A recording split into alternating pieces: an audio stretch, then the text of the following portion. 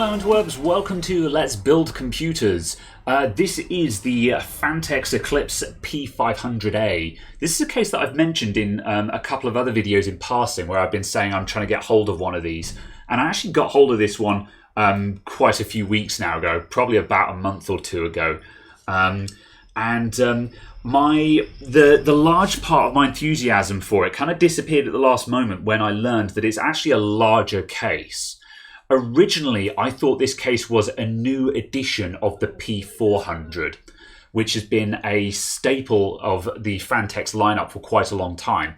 The Eclipse P400 is a venerable case that's been around for a while and had lots of different versions of it with tempered glass, non-tempered glass, built-in RGB lighting, without RGB lighting, and so on. And I thought that the P500 was a replacement for the P400, but it actually turns out that the P500 is the P400's bigger brother, which actually makes sense given the naming structure, but whatever. However, all the same, so as I say, it was bigger than I expected it to be, which made me go, oh, I'm less interested in it now, because people who watch my channel a lot will know that I like small cases, not small form factor. I like compact mid-towers. I want to be able to fit in a decent graphics card and an ATX motherboard. Past that, make it as small as possible, basically. However, when I actually took this out of the box, I actually discovered that although it's a big case, it's not obnoxiously large. I don't know if I would have this on my own desk. However, it's not so big that I couldn't recommend against it. So let's do a couple of size comparisons, because I could list off the dimensions, but you can look those up on the Phanteks website if you really want. What people really need to know is, how does it feel in terms of size? Well, there's a couple of easy things of pointing that out. Firstly, it's a fairly wide case and it's reasonably tall.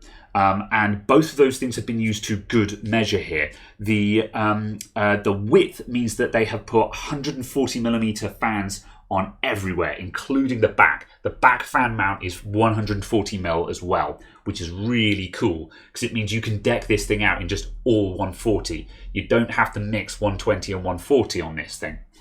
And the length is long enough that you can put in whatever graphics card you want, just whatever graphics card you want. However, it's not really long. Some of the other big cases from companies like Fractal and Thermaltake, they tend to make their big cases very long. And that's great if you want to cram it full of shed loads of water cooling and stuff. However, it means that on most builds, you end up with a lot of empty space around the front, and the case is so long that it actually might not fit on most desks. And not being able to put it up on a desk is a deal breaker for me, because I don't buy a computer for a four-figure sum with a tempered glass side panel and RGB lighting in it to put it under the table. I want it up on the desk where I can see it and look at it and appreciate it and enjoy it. And for some people, there's lots of people, including in my audience, who are just like, I don't like RGB, and that's fine. If you don't like RGB, that's completely fine. However, I do like RGB, and I want to look at it. I want it to light up like a Christmas tree. That's my jam. So yeah. So the size of it is actually quite tolerable. And what I found was, if I actually turn this thing sideways, let's put it front on. This is the Corsair 220T. This is one of the smallest ATX cases about. Not the smallest, but it's one of the smallest mid-towers that you can fit an ATX motherboard in. And I'm a big fan of this. I like this case a lot. This is my personal one that is sitting in the shop that I recently built back up again. And as you can see, if I just turn those so they face on the camera, looking at the width, it's a bit wider and it's a bit taller, but, we're not talking a behemoth here. We're not talking a super tower or anything like that, where it's up off the top of the screen here, and it's like wide enough to have two 120s side by side. These things are, they're just about in the same class of case. This is still just about a mid tower, as I would call it.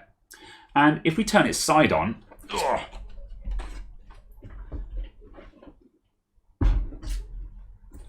this 220T is quite heavy. It's It's got a lot of stuff in it.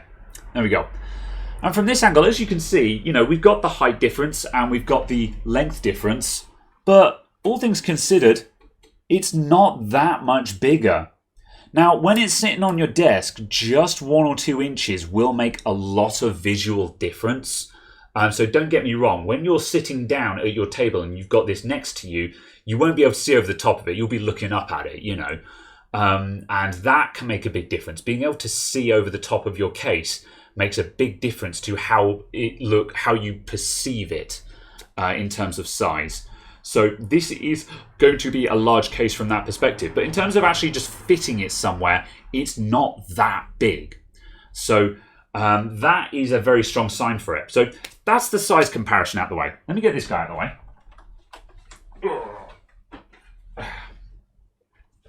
So it's a reasonably large case. And as you can see, it's got an updated front panel compared to the P400.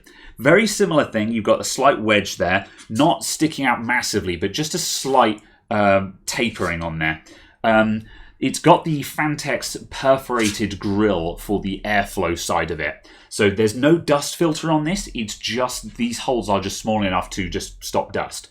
So this is not going to catch as much fine dust as a proper dust filter would. However, you're going to get fine dust in your computer no matter what. That's not a fight you'll ever win. So I'm not too fussed about that. And because this is basically your dust filter, cleaning it is going to be just as simple as getting a soft cloth or your sleeve and just doing that. So maintenance is quite simple. And on top of that as well, this front grille is on clips. So I can just give that a tug and that just pulls off like so.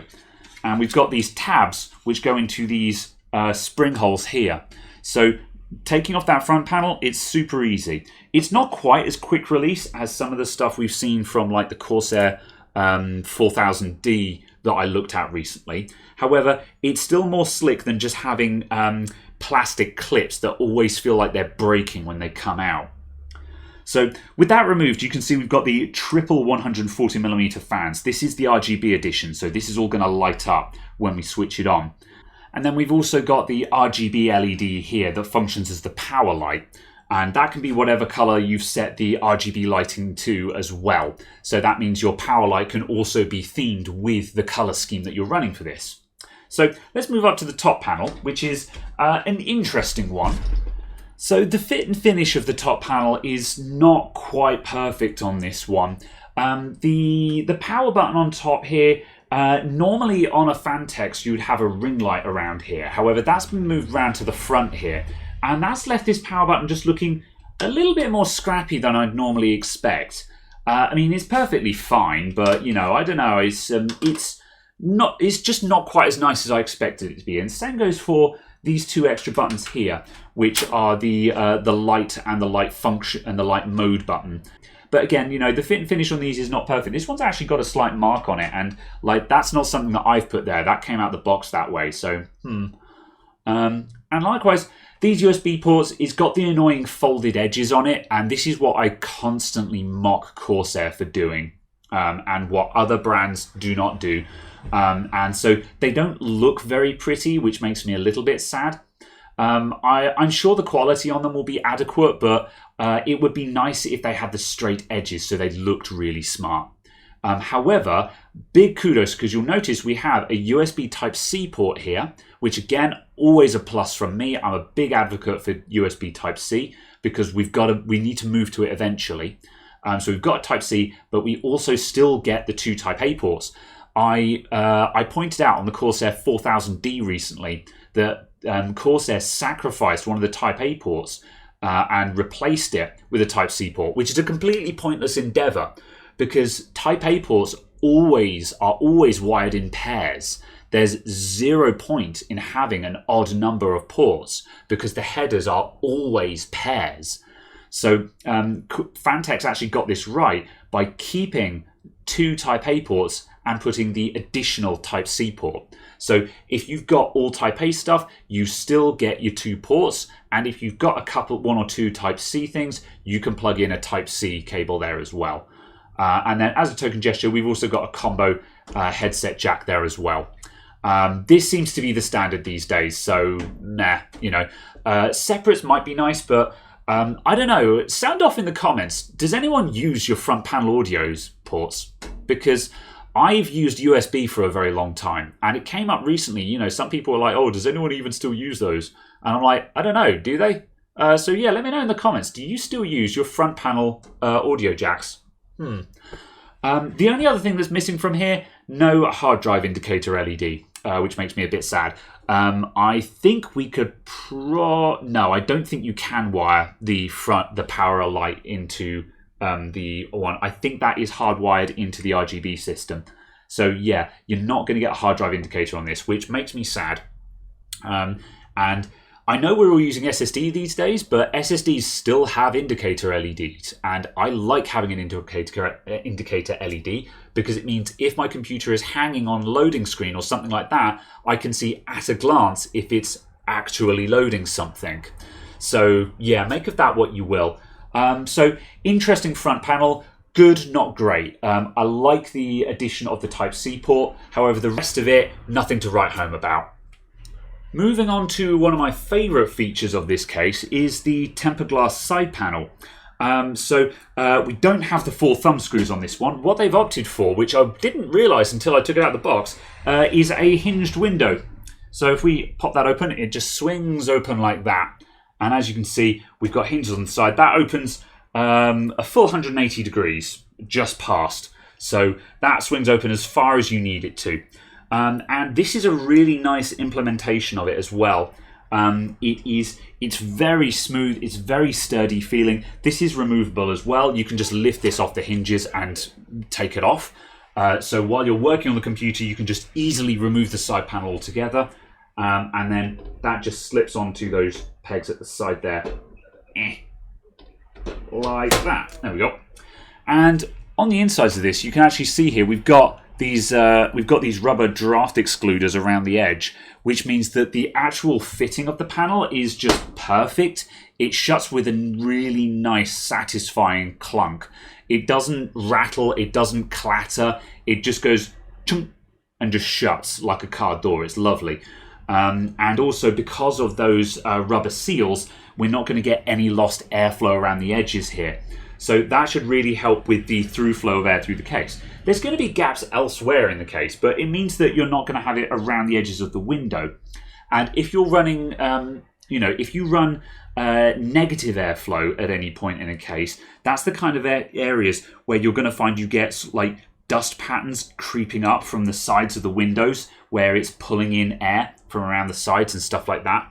So, as I say, really nice feature, really well implemented. No problem. Round to the back. So on the back here, 140mm fan mount, triple vertical mount for the graphics card. You could actually vertically mount your graphics card while it's air cooled on this case without too much hassle, I would say, because most of the time these vertical mounts are more or less worthless unless you're water cooling. Because an air cooler will just be up against the front, the tempered glass side panel and not get any air. However, this case is wide enough that you can put a modest graphics card there and it will not be suffocated for air, so that's great. The power supply uses a back plate. I'm not a fan because these get lost, but fine. That's a thing, it's there. You can mount that, and obviously because this is removable, you can mount it any way up as well. So it's not ideal, but it's okay. It does make fitting the power supply a bit more flexible because you can feed it all in through the back. So it's up to you whether that's good or not, really. I don't care one way or the other. Another interesting feature this thing has is this plate here, which is removable. You can take these 2 screws off and remove this plate to reveal a gap in the back. Now, I'm not sure if that is for fitting large radiators or if it's purely just a utility hole. So you can feed pipes, cables, whatever out the back of the case. But it's there, which is cool. So if you want to do something a bit unusual with this case, you've actually got an exit hole that you can use up there, which is nice. So main back panel, very nice folded metal here. That's got a really nice solid feel to it. It doesn't have a huge amount of flex on it, which is nice as well. Very confident. And when we turn it around, as with most of the Phanteks gear, as you can see, we've got lots and lots and lots of cable tidying here, with Velcro straps on everything. We've got double Velcro straps down this back part, and we've got Velcro straps across as well, which is also very nice. And there's also lots of hooks and other such things. Millions of space for power supply. Where do the hard drives go on this? Hang on a minute. I'm going to dig out the utility box. Here we go. So the hard drive cages come separately packaged, and oof, wow, that's really nice. This is not just a tin box like they normally are. That's actually been really nicely shaped, and it has a quick release spring on it as well. Let's just try fitting one of those. I like that. I like that a lot.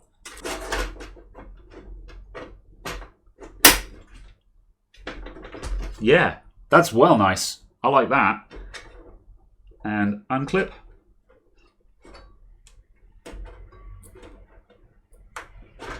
Yeah, unclip. There we go. That's very nice. And it's got nice padding on the bottom so it doesn't scratch up the case. Very impressed with that. It would be nice if it had pre-mounted pins in it. So this was quick release. You've still got to screw a hard drive into this. But still, that's pretty rad. And these stack as well. So if I get out the other one... Oh my word, look at this. A box of screws. I never do the unboxing of the accessory kit because it's always boring. There's always nothing to see in the accessory box. But this has come with a heckin' box of screws. I love it. This case is doing me a lot. I like it. Don't know what that is. I'll find out in a minute. Where was I? The hard drive cages. These are also stacking. So yeah, I can take one, take the other, and I can stack those on top. There we go. And now we've got a double hard drive stack. There we go. So we can put it all the way out the back here, which gives no space for a power supply, but whatever. You could actually fit a double stack of hard drives. You could put another one there. So you could get another pair of these and have 4 drive bays in this thing. Or you could put these side by side and have 2 low hard drives. Or we can move that all the way up the front. And that will plug in here-ish. There we go. And now we've got it all the way up the front, which as you can see leaves gallons of space for a power supply. So you could put a whacking huge power supply in there. Or if you want to, if you have a large front mount radiator, you can go for a middle option. And you can put it in there. And now you've got space for a full height radiator down the front, and you still have a huge amount of space for a big power supply. So this is genuinely a fits everything. So I like that a lot. So just for the last configuration, let's just plug that back in there. Unclip that guy and pop him down there. There we go. And now we've got 2 low mount hard drives with room on top for cable tidying. So yeah, that's a very versatile solution. I like that. I like that a lot. And we've got these triple 2.5mm fat mounts here as well, which just pop off. And those are pretty standard issue. They've got a little bit of clearance behind them, so that should be okay. Never been a massive fan of these myself. I find them rather awkward to use, and I prefer, if I've got a 2.5-inch SSD, I tend to put it down in the hard drive bays instead. Because if you're going for a 2-drive setup, you've got a 3.5-inch drive and a 2.5-inch drive, just put them both down there, and you've got cables going to just one place, and then you can just leave these all empty. So I could take or leave those, but they're there as well, so that's fine. So that's about it. I think lots of hooks and ties everywhere. I like it. Oh gosh. Oh, it turns out this back panel up here, that's actually a space where you can install another ITX system to have a dual motherboard system if you're one of those mad lads with a dual streaming setup. So yeah, that's pretty rad. So you can get, I'm just having a look at the leaflet here, and you can get this tray here that slots into the top there and gives you that extra motherboard space. That's quite impressive. Very, very impressive. Another nice thing I noticed down the bottom in the front here, we've got this little cover that slides back. So you've got a nice port for your PCI Express power cables to come up through. I like that. And these back panels here, these are removable. So I believe we've got a thumb screw, and that allows these to slide around. And that means that we can move them around to make access holes for cables to come through. And I think they come out entirely as well. So again, you can adjust these as required to conceal cables as and where you need. So nice touch there. I like those quite a lot. So what an amazing amount of utility in one case. Let's build something in it.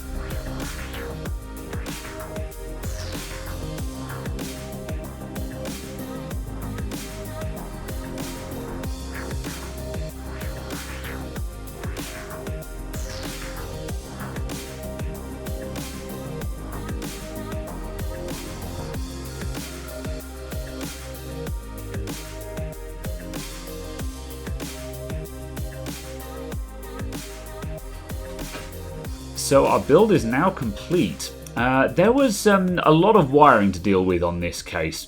Bigger cases are generally easier to build in, and this one was no exception. However, the RGB fans on this one use a weird, I don't know, well, I'm going to refer to it as a proprietary connector because it wasn't the standard 3-pin addressable header, and it wasn't any other kind of header that I've seen before either. Rather than actually having an RGB hub that everything connects to, the fans on these have daisy chain connectors on them. So each fan has got a in and an out. Well, the fan has an input wire for the RGB that has a tail coming off of it that you connect the next fan to, and you daisy chain the fans together. So this is great for the way that the case is manufactured, because it means that you can just chain up those 3 fans and connect them to the top front panel where the RGB controller hides. However, it's very, very difficult to cable tidy those. When you have just an RGB hub on the back of the case that you can just plumb all the fans into, you just run all the cables to there and you just have a star configuration, and then you just tidy each wire individually. However, when the fans are daisy chained like this, it's very difficult to try and gather them or try and do any kind of logical length matching or anything like that. So wiring is quite tricky on this thing. It's quite confusing. Additionally, the strip along the bottom, which looks absolutely gorgeous, by the way, this was also a bit of a pig because it has a slightly different connector to the fans, and it has its own wire that comes down from the top. And if you connect it into the fans, all the lights go out, and it feels like the wire starts getting warm, and clearly it's a very incorrect configuration. So not quite sure what's going on with that. So I feel like the RGB tech on this is not the best I've seen. You know, the standard Chinese cases that have just an RGB hub at the back are much easier to understand than this one is. Likewise, the color and mode buttons on this thing those are just built onto the RGB hub. So it means that you can't take the color light or the mode light and plug that in and use it as a reset button like you can with most of the Chinese RGB controllers. So as such, there's just straight up no reset button on this case. And again, I'm not a huge fan of that. It's fine, it's tolerable, but it's not my preference. However, what I do like is that the actual RGB presets on this controller actually seem to be useful ones. It's got a really good array of colors in there, and it's got just a couple of sensible presets that seem to be the kind of presets that you'd actually want to use, which is very uncommon. Because most of the time, these built-in RGB controllers are just filled with a list of just really horrid, flashing, neon, blinking light sequences that I look at and I'm like, who would ever use this? You know. Whereas this one, like, look at this one I've got set it to at the moment. It's got a really nice 3-color gradient rotation on it, and that looks fantastic. That's not dialed in software. That's built in. And you can do that in any color as well. And it will just pick a dark color, a light color, and white as the 3 combos. And it looks great. I really like it. And the strip along the bottom here, you get a nice little wave that just chases along there. And it just looks really good. I'm a huge fan. So yeah, fantastic all around. Ideally, you'd want to add in a 4th RGB fan at the back here because, you know, it's quite a big gap here. I would like to fill this in, but the only thing that's really going to work there is another one of these Phanteks fans that you can plug into the daisy chain. Otherwise, you're going to have what is essentially another RGB device to control. As well as that, you can plug the RGB controller into an ARGB header on the motherboard, and when you plug it in, it automatically switches to using the signal from the motherboard. So again, this is the Chinese case is by comparison. You can have it plugged in and then you hold down the lighting button for 2 seconds to switch modes. You can't do this one on this. If you plug it in, it uses the plug. If you unplug it, it uses the built-in preset. It would be nice to be able to switch on the fly just while you experiment and see what works and what doesn't, but it's not the end of the world. So, however, the lighting effects look great. I'm really happy with them. They're not super smooth, but they're fine. They're as good as I would expect built-in RGB lighting to be. So that's great. In terms of space in the case, it's fantastic. The top mount has actually got room for a 360mm radiator I discovered when I was building, and that's fantastic as well. And you can put giant water coolers in this, which is great. And in addition to that, because it's got that extra height where it has the modular bay there, there is absolutely no problems with clearance. Heck, there's so much room up there that you could double stack your fans, so you could have push-pull fans on a radiator if you wanted to. And that'll all fit up there. No problems whatsoever. So again, this case is a bit bigger than a typical case. However, it's using the space incredibly effectively. So because that space is being used so well, there's no cramping in there at all. You can just put things wherever you want in any configuration. You know, the graphics card in here, that's an RTX 3070. So this isn't the biggest card there is on the market, but it's not a small graphics card in there. But it looks modest in this case. If you, you know, there's still gallons of space in front of it. So you could have a water cooling radiator, and heck, you could probably have a water cooling pump up there as well and have no problems at all. So if you're using an AIO or even a custom loop, you can have it wherever you want in whatever orientation you want, and it's going to be absolutely fine. And the cable tidy slats, the little covers that move back and forth, those work to treat as well. I took one of them off. We didn't have to put that much through those on this one, but I took one of them off, put the ATX cable through it, and then put it back on again. And that was basically it. But obviously there's flexibility to do what you like there. So that was great as well. Did I have any issues? Not particularly. As I say, The only bit that made this build a little bit of a chore was just sorting out the RGB on the fans. That was kind of awkward to try and get into any kind of nice state. The other thing as well is this is a fairly large case, and the wires on the fans are not exactly jumbo length. The front panel audio connector has a really long wire on it. It's long enough to go all the way down and across, which is great. However, the fans did not have bonus length cables on them. And this top fan, this guy wasn't long enough to go down and across to get to the bottom of the motherboard. And for that reason, I actually had to have the fan cables just go diagonally across the back of the wiring, which I wasn't thrilled about. I mean, it's fine. However, it basically meant that it was impossible for me to do any kind of cable porn job on this thing, which made me a little bit sad because I was kind of hoping to do that. But it's okay. So all in all, lovely case to build in. Gallons and gallons of space. If the question comes up from anyone, if anyone is about to write a comment that says, oh, will X fit in this case? The answer is yes. Yes, it will. Whatever X is, yes, it'll fit in here, basically. At the time of recording this thing, once again, it's out of stock everywhere, so you can't buy this anyway. It's 2020. However, the one place that I can find that actually has it listed, because a surprising number of websites just don't even list this thing at the moment, overclockers.co.uk have got this in listed at £118. They have an ETA on it. They're apparently getting some in next week. This is the week before Christmas. So, it's a case that you're going to be able to acquire at Christmas or just after Christmas. And at £118, if it actually comes in at that price, that makes it stonking good bang for buck, in my opinion, because a largish case like this, I would expect to cost about £100 anyway. So £100 for this case and 20 quid for it to come with RGB fans, I think that's pretty decent, especially with the overall build quality and the utility available on this case. You have to ask the question, it's not so much what does it come with, but what does its competitors cost? And I'm fairly certain that the competitive cases are significantly more expensive than this. There are, of course, non-RGB versions of it around that are cheaper as well. However, again, your mileage may vary for how much those cost or where you can get them from. But at £120, I think that's the expected cost. It's not staggeringly good value for money.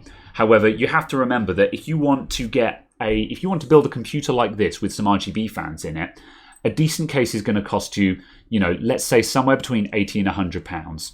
And if you want to buy a triple pack of fans, even if you bought cheap ones, that's going to cost you £30 or £40. Let's say £30 for some really cheap Chinese ones that have a really annoying controller that doesn't integrate properly with anything. You're going to end up paying over £100 for your case and the triple pack of fans anyway. So £120 to have it all integrated and all with a built-in controller that's controllable on the top, also has the header, and has some half-decent profiles integrated, that actually makes this pretty decent. Versus like the Chinese cases, that the ubiquitous Chinese rebrand cases from the budget brands that all come with RGB on them, those typically cost somewhere between £60 and £80. And those come with RGB as well. However, you will find significant differences in the build quality between one of those cases and one of these.